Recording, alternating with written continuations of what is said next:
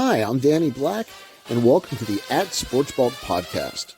On this podcast, I will be talking sports cards, collectibles, memorabilia. I'll be interviewing hobby guests. I will be talking about my own thoughts. I'll cover regular sports that relate to the hobby. That's the fun part. More importantly, I want you along for the ride. So click like and follow for more content, and I hope you enjoy the episode. Well, hello, and welcome to another edition of the Sports Ball Podcast. I am Danny Black, and obviously came in with a crooked head tonight. I wanted to have a special episode because I've heard a lot of people talking about the card show scene around the country. We've seen quite a resurgence since the pandemic, and to me, the most important thing is we are seeing that trickle down into local shows because that means I get to go to more shows. Regional shows, we've seen more of those. And of course, we always have the national. So if you're familiar with some of the larger shows, but you happen to live near me in the Mid-Atlantic, and I know I've heard so many people complain that there's not enough support for a strong baseball and strong baseball card, sports card fan base in the Maryland area. It's really nice to see some stuff build up. If you're a sports card fan in this area, you may be familiar with going to Chantilly or going to Philly. In fact, depending on when you listen to this, I am going to the Fishtown show on Sunday in Philadelphia. So you can find a lot of stuff around, but not a ton actually in Maryland, which is why I'm excited to bring in my guest tonight, Andy of Rhino Sports Card Shows. How are you doing, Andy? I'm doing great. Thanks for having me. Absolutely. So tell us, first of all, for those that don't know, what is the Rhino Sports Card Show, and how often do or have you been running them recently, and when did you start doing it? Yeah, so the Rhino Sports Card Show is something I started last June. So this summer it'll be 1 year. And we do about 4 shows a year right now in Elk Ridge, Maryland. And it's been going really well. We've got our 4th show coming up at the beginning of March. So we're excited about that.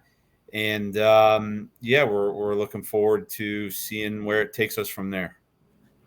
Well, I will admit and let everybody know that I have participated and been to one of your shows, and it was a great time. It was a real fun atmosphere, and it was really nice to see a lot of people that I know may not travel a couple hours for a show, but have great cards and want to buy great cards. And it's a real family atmosphere. So will you talk to me, and I know, just from what we have talked about off air, the importance to you of having the whole family be able to come to the show? Yeah, I think it's, it's really a microcosm of what the hobby is and needs to be moving forward, where it's something that really brings people together of all ages. And when it's all ages, it's for everybody. And that starts with the kids. And so, getting that next generation into the hobby and consuming everything that's out there, it's extremely important. And, I take a lot of pride in it. I think now, we're in a generation where people are constantly consuming digital media and burying their heads in front of a phone or an iPad. And so it's really great to see people interacting. I had a parent come up to me at the last show that we had and just said, I love to see this, and they were just thrilled that, their kid was out there and trading and negotiating with dealers and just having a good time with their phones in their pockets. So it's good stuff. And the family atmosphere is important. And it was important when we started the show, when we picked the venue, and it will be moving forward. So how many tables do you expect at the upcoming show? Right now it's about 40. The venue has 8-foot tables. So, if you're not familiar with, a standard table is 6 feet. So 8 feet is pretty big. So they take up a lot of room. And we really try to make it, comfortable enough so that people can walk around and aren't bumping into one another. So right now it's about 40. It's pretty much all the venue can hold comfortably. And We've been toying with the idea of moving to a bigger venue next year, but for now we're just gonna keep doing what works and see where it takes us from there. Well, I love having the shows in Maryland because there's not a lot. Can you talk to me about, I guess, why you decided to start the shows and the feedback you've gotten for having shows in Maryland? Yeah. So it really started, when I started getting back into collecting. I'd always been, I'd call it a sports memorabilia collector, and just collecting different things, whether it was signed books or signed jerseys. Like, I've got a couple on my wall behind me. And then, when COVID hit and everyone got into it, I really got into collecting sports cards and buying them and selling them on eBay.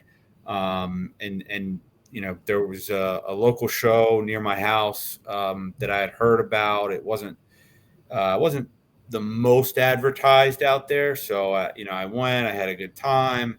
I reached out about setting up as a dealer, and that proved to be pretty difficult. I couldn't get in, and then I was looking at other shows. There really wasn't anything in the area. My brother-in-law, who was also getting into cards at the time, he lives up in South Jersey. We started setting up at a show in central New Jersey. That didn't really last for very long, but the same promoter was also doing a show up in northern New Jersey, so almost to New York. And that scene is just unbelievable up there. I mean, the amount of traffic that they get, the amount of people in there. And there's multiple shows going on any given weekend, and they're all well attended. So I really started to feel like, wow, there's a need for this in Maryland, right? And obviously, Danny, you're familiar with all the local card shops in the area. There's a lot of them, and so right there, that'll tell you off the bat, there's a market, right? Aside from the fact we're in between Washington, D.C. and Baltimore, it's one of the largest MSAs in the country. And then it's certainly one of the wealthiest, right? So if you have these card shops that were sustaining before COVID, again, all sort of reiterating this idea that there's a demand. On top of that, a lot of the local card shops in this area, they don't sell singles. So if you're somebody that, wants to, you've got $20 to spend. It is so true that you said. Yeah, you don't want to pony up for the hobby box, or you just have specific cards you're looking for. Again, there's a need for that. So I'm like, well, that's one thing, because I'm buying cards, I'm collecting cards, and so I'm seeing it on that end. And then I'm also trying to set up at shows and seeing that there really are none. So I just said, I'm gonna try to set up my own show, and so that kind of spurred it, and then from there I went through the process of putting it all together. What do you think's the biggest thing you've learned or been surprised about since the first show until now? That's a good question. I mean, I would say how annoying dealers are. No, I think all the dealers have been pretty good. I mean, most guys, if not all of them, really, it's not their full-time job. A lot of people have kids or other commitments or jobs they work on the weekend. So, and my show isn't, the first Saturday of every month or something that's on a regular cadence that people can plan around. I typically go with when I can get availability, and I try to spread them out. So I'm constantly getting somewhat of a decent influx of new dealers. Some are repeat, couple first time. Pretty much anybody that can make the next one will sign up, and that's been good. I would say that's been the biggest surprise, is how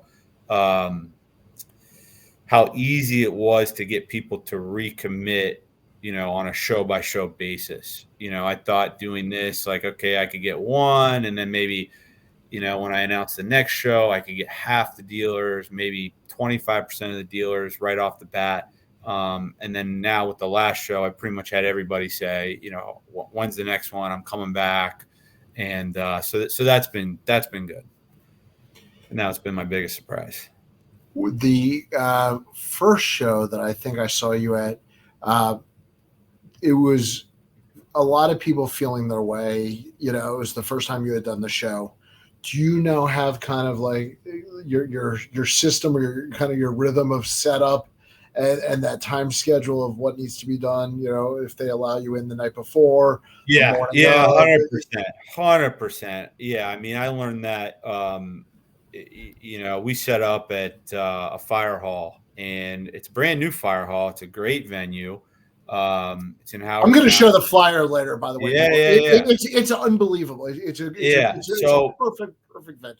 it's a perfect venue, and that was something that was important to us. When we were looking, and when I say us, I mean I have family that kind of and friends that kind of help out from show to show, but it's really just me. Um, we wanted something that people felt safe coming to. Certainly going to a fire hall that's next to a fire department is a pretty safe place. People actually go there when there's a dire emergency. I got a funny story about that I could tell later, but so we wanted something that was clean, accessible, easy to get in and out of, had clean bathrooms, and also was something that was in a good area. I really wanted to find something in between Baltimore and DC. And so they always have sort of their default setup of how you need to leave the venue before you leave. And, I learned pretty quickly it was easier to do that the night before and set up so that, in the morning I could open it up and everybody could just come in and set their stuff up. So I've gotten that down. I've sort of gotten the layout down. I've drawn a floor plan now that I'm using as I'm getting return dealers that want to set up in the same spot. I've been able to start to incorporate other parts of the venue, most of which I'm now exploring for the first time, but I've done enough shows that I feel like I can comfortably do something new. For example, the next show, we're going to have a trade table. It's going to be set up, within the venue, but sort of out of the way so that people aren't, running into each other and things like that. I mean, it's inevitable that people are going to come to these shows and want to trade and do deals with one another. And I think you have to embrace that. And I think you have to set that up in a way that works for everybody, because I do think it's a value add, and you are going to bring more people in doing that. We're also looking at getting a food truck for the next show. You've been to the venue, Danny. Very important. Yep. There's no food options. Yeah. I don't want to have to do anything with food. Plus, I'd have to pay the venue more to use their kitchen. And I'd like to say Andy is the nicest guy. He literally bought bottled waters for people and handed them out at the show I was at. I mean, above and beyond. We try. I mean, we really, it's a balancing act, right? I mean, so, the show can't exist if you don't have dealers. And the dealers won't exist if you don't have people that are buying from the dealers. So you have to make both sides happy, right? You have to get people coming in, and you have to have the dealers returning. So those are pretty much the backbone of a show. You got to promote it, and that's part of getting people in and the dealers and things like that. But so I feel like I've gotten it down. I mean, the one thing that I wish I could figure out a little bit more is on the promotion side. I've started been able to ask people when they come in, how'd you hear about the show? Almost everybody says Facebook advertisements. Interesting. And that's great because, it shows that the money is actually working. But it's also money. We have a Facebook page. We have an Instagram account that people can follow where we're putting out news and upcoming show dates. We're in Beckett. We're in Sports Collectors Digest.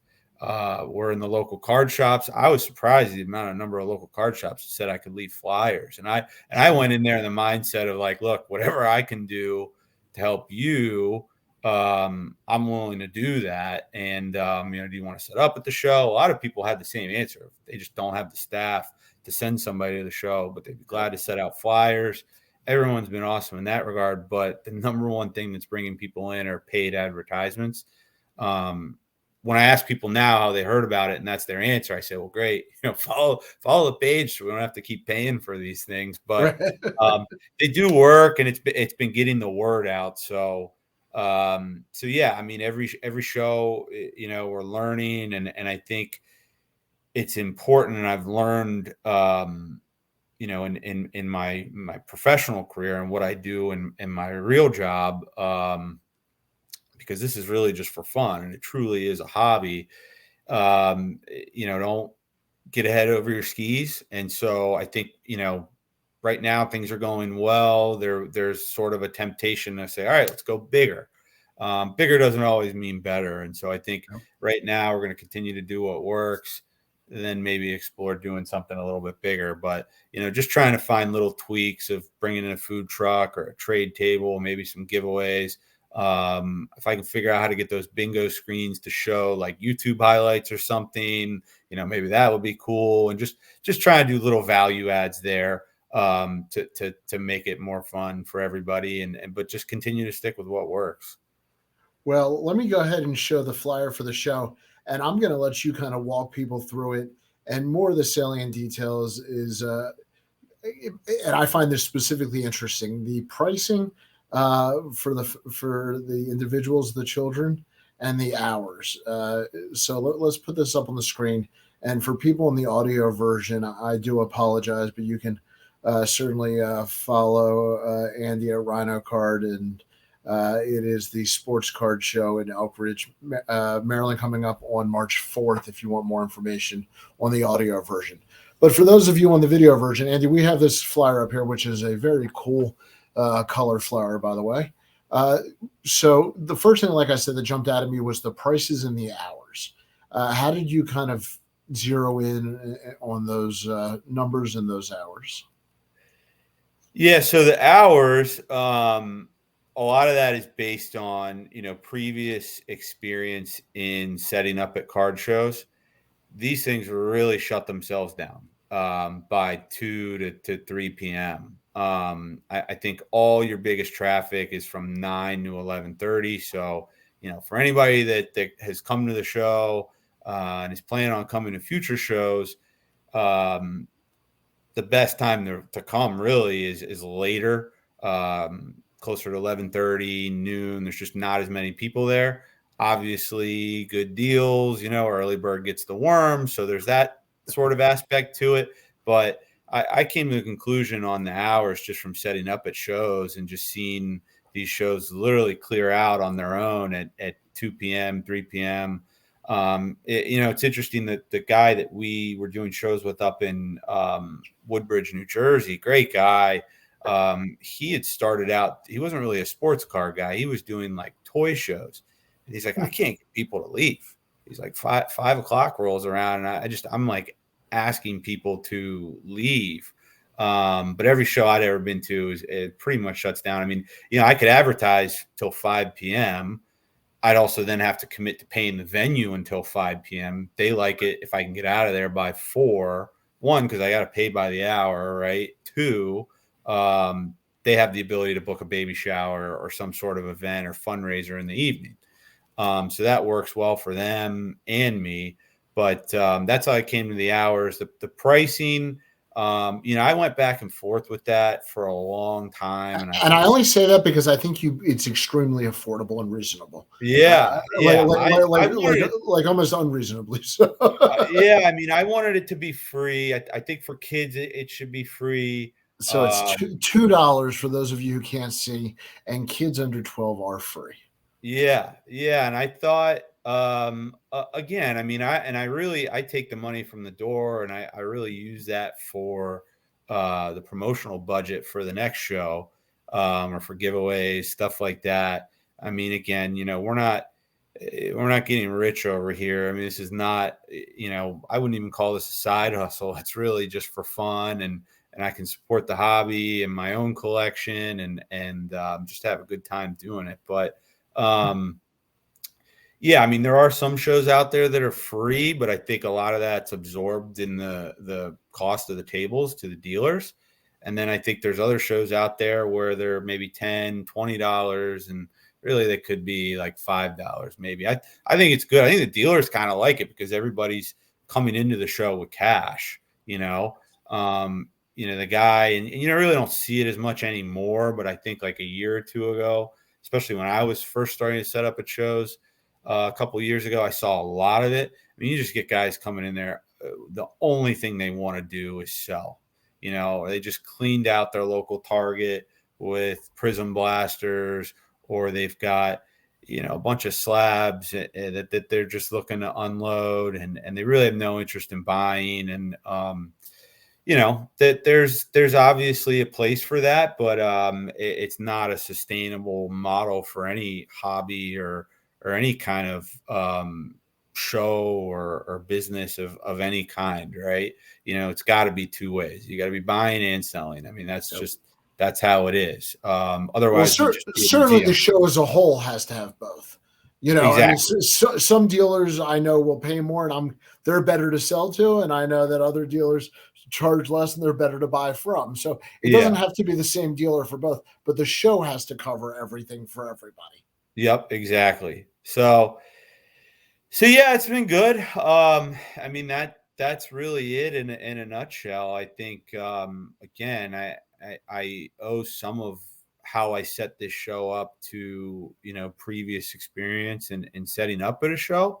That certainly gave me more confidence to know what people are looking for from people attending the show and then people setting up at the show. So having both perspectives, I think, has allowed me to kind of fine tune something that works for this show. And just asking people, I asked people, I asked other promoters, I asked other people other dealers, what do you think? And so, and I'm constantly asking for feedback from people, because again, that's how you make it run is to make sure everybody is enjoying it and getting something out of it. So.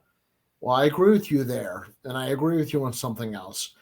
There are certain things I think are card show etiquette. We talked about the tray table. What a great idea! So one of the things that bothers me are when two people are doing a deal in front of a dealer's table. And there's nothing wrong with them doing the deal, but the dealer has a right to their space. So having an off area that respects the dealer's space, I think is a great idea. But there's something else that maybe it's because I was a dealer 30 years ago in the 90s, and I know how expensive those display cases are that are on the table that the dealers have. But could you give one tip of advice for people who go to shows of maybe one of the more important do's and don'ts of attending a show? Yeah, I mean, I'll kind of start with the soft stuff, and then I'll break into kind of my number one, like, don't do it. Yeah. And we'll finish the segment here with that. But yeah, I mean, general rule of thumb in life, just be positive, be happy, be personable, right? Say hi if you're a dealer, and people are, because we get a lot of people that maybe this is their first show setting up. And I really vet every single dealer. Have you set up at a show before? What are you planning on selling? Things like that. But, there are a lot of people that are, they just started doing this, or they're just getting in, or they're thinking about getting into it. If you're a dealer and people are coming up to you, be nice. Just plain and simple. Don't be on your phone. Make eye contact. Interact. Hey, anything specific you're looking for? Hey, let me know if you have any questions. I always like to ask people, hey, have you picked up anything cool? If you're going to a show, also, if you're a dealer, have your cards priced out. I mean, no one likes to have to ask every other card, what, and I have some cards that, they're bigger name cards, and not all my cards are priced, but I would say 95% of them are. And no one likes to have to ask for a price. Certainly no one likes to have to ask and you don't know what that price is and you're looking it up. That's an absolute do not. If you're, hold on, let me look. Oh, check. That's actually my cousin's, let me text him and see. Like, no, just know what your prices are. And then I think the same goes for people attending the show. Be nice, be positive. If somebody's not willing to come down to your price just because that's what you saw it for on eBay, they're the one with the card, and so you got to be And vice versa. If you and don't want vice to pay what a versa. dealer is asking, it's your money. Exactly. So I think that's important. I think, a lot of younger kids or people in general are coming to shows looking to sell or do trades. I think that's completely fine. I think, your intent to come to a show shouldn't be completely to sell. I think, you should want to go and buy and support the show. But, if you are just going to sell, be respectful. Hey, are you buying? If they say no, that's it. Or if they are buying, know that they're likely probably trying to buy so that they can resell it. So make sure your prices are in line. Again, don't get offended when they say it's not for them.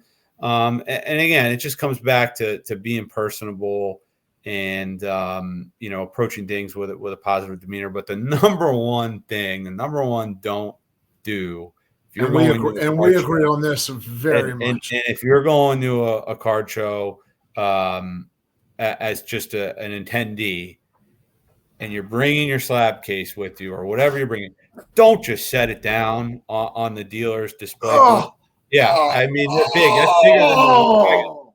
Yeah, I mean, these things. I mean, they store military equipment in boxes that aren't as durable as this, right? And certainly when they're loaded with cards, they're incredibly heavy. Don't just set this down. Certainly ask. Honestly, if you can find a better place or your arm's not broken, like don't even ask to set it down. But certainly, if nothing else, say, hey, can I set this right here?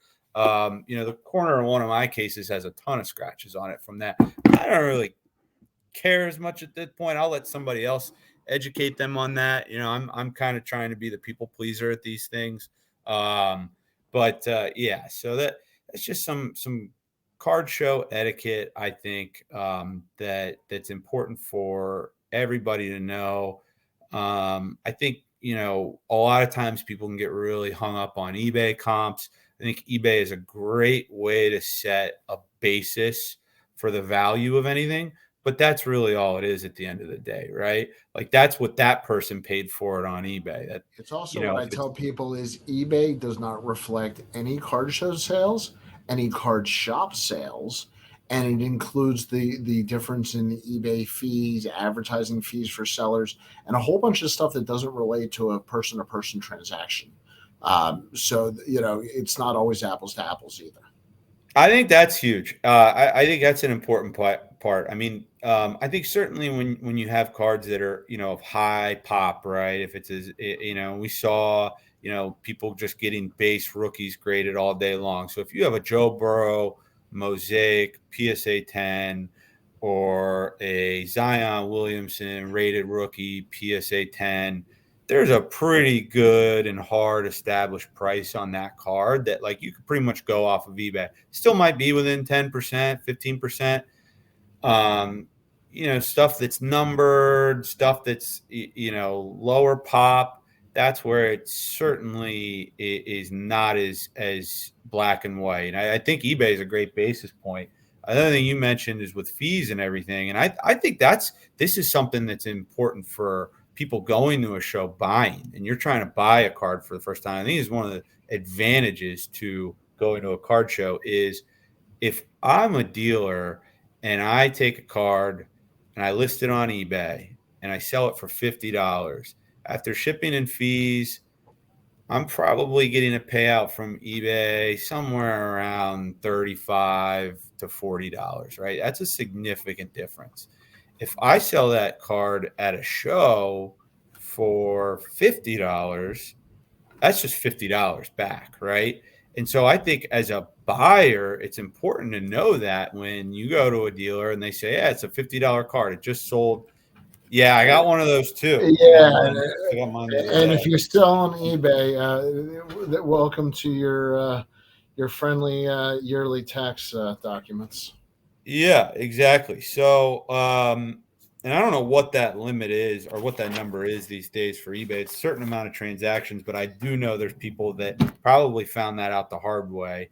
Yep. Again, I had a previous business with someone that I ended up taking 100% control over. Basically, just turned that into this because obviously to rent the venue, I have to have insurance, I have to have an LLC, I have to sign a contract. There's a lot of things to it aside from just eBay and paying taxes and things like that. I don't really do eBay as much, but back to the buyer standpoint, to me, if I'm a buyer and I'm seeing that card that the dealer has for $50 and that's $50 all day on eBay, I'm almost expecting that I can get that card from them for 40, 45, right? Maybe Yep. even less because net eBay the cost that dealer would get after eBay is much less than $50.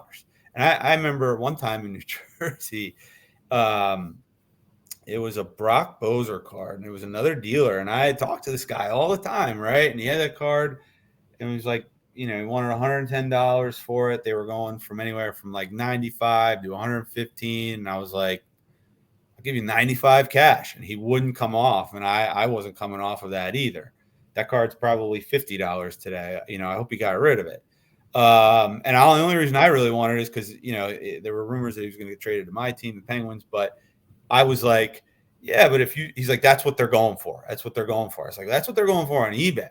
Right. If you sold that, and I try to like educate this guy, and this guy's probably, I had looked at it, like had been doing this longer, certainly had a lot of heavy hitting cards. And I'm like, buddy, if you sold this on eBay today, you're walking away with less than $95. I'm giving you $95 cash right here, not Venmo, not PayPal, cash.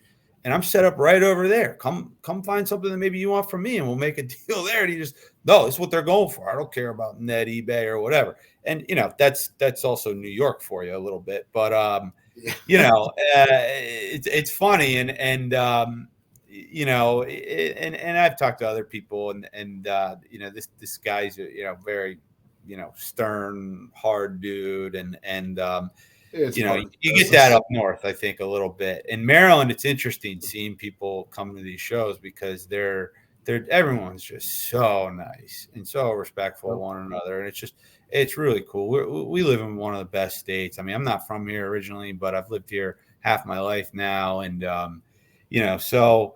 Yeah, I always look at eBay as a good starting point, but I think it's good to look at that under a different lens a little bit, and you just use it as a basis. It's not an end all be all. And so for people that are just coming to card shows for the first time, just know that. Okay, well, give us one more time. I'm going to put the details up here. Give us the details on the show. Yeah, so the next show is going to be March 4th. Elk Ridge Volunteer Fire Department. You can Google it. There's plenty of parking. Doors will open at 9 a.m. I expect between 9 and 11:30 to be pretty busy, and then it'll start to slow down, and things will really start to wind down by 2 p.m. We're going to have a trade table set up kind of outside the main hall. We're working on getting a food truck. That's proven to be a little bit more difficult than I thought, but I think we're going to find one. So hopefully there'll be a food truck there. Lots of cool dealers, lots of dealers from the last show. We got some new dealers coming. I think my brother-in-law is going to come set up with me. I think he had some FOMO from the last show. I hope he listens to this because my father-in-law helped out. The place was absolutely buzzing. So hopefully he'll be there. A lot of hockey cards. A lot of people have been asking. I know I'm one of the only people that has hockey. I'm not running some sort of ring and preventing anybody else from selling hockey. It's kind of the way it's been.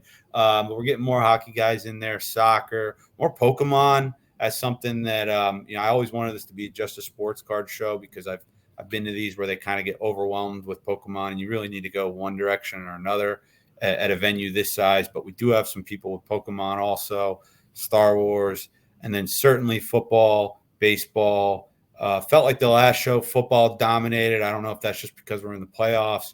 And vintage too. We have vintage. I mean, sealed wax, single cards, raw cards, graded cards, value, dollar boxes. We got a guy there, sets up. Brings a lot of gas. I mean, Jordan rookies, Luka rookies, all the, big name stuff. Hurts right now, pretty popular. So we have a mix of everything. It's going to be a good time. Hope everybody can come out. Definitely look us up on Facebook and Instagram, please, so I don't have to keep paying for Facebook ads. They also bill like a month late, so I just get hit at one time. So please follow the page, follow Danny's page. Obviously, you probably are if you're listening to this. And get out there. I'll share everything, absolutely. Yeah, there's plenty of great shows and card shops out there. Maryland, everybody I've met. We're one big scene here, really. There's no turf wars. I talk to the other promoters, make sure we don't have scheduling conflicts. I set up with some of the other promoters. They come to my show. I go to their show. Other card shops. I went to Chesapeake Sports Cards today. Getting all the shout outs in here real quick, Danny. Hobby boxes at a great price. We're all one big family. So get out and support, and hopefully we'll see everybody there.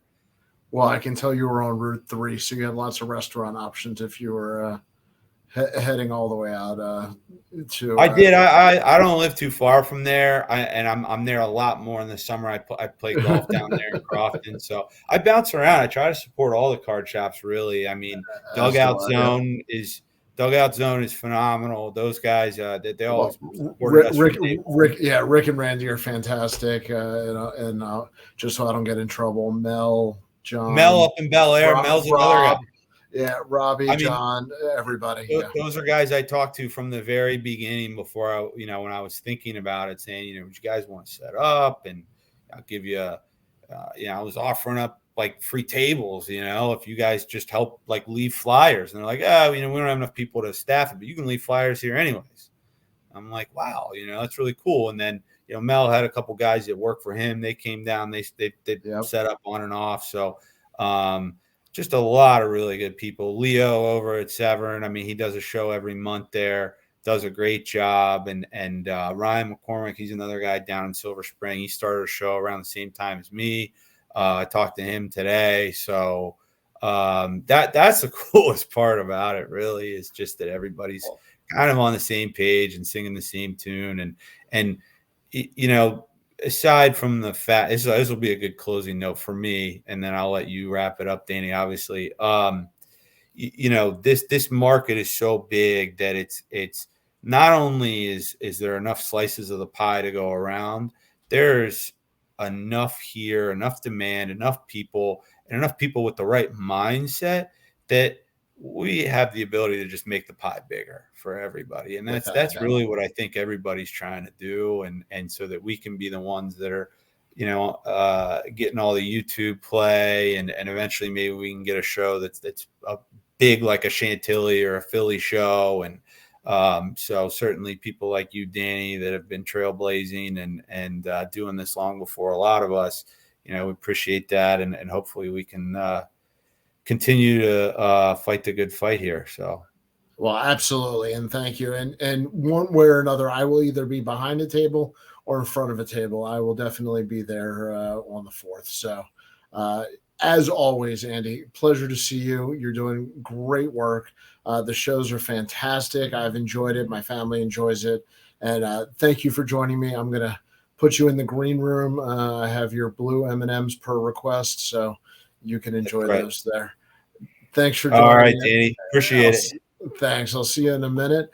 As far as everybody else, we wanted to touch on the shows coming up, because I am so excited to have local shows back in this area. I cannot tell you how nice it is to not have to drive a couple hours and to have a good show with good people. And Andy couldn't have been more right.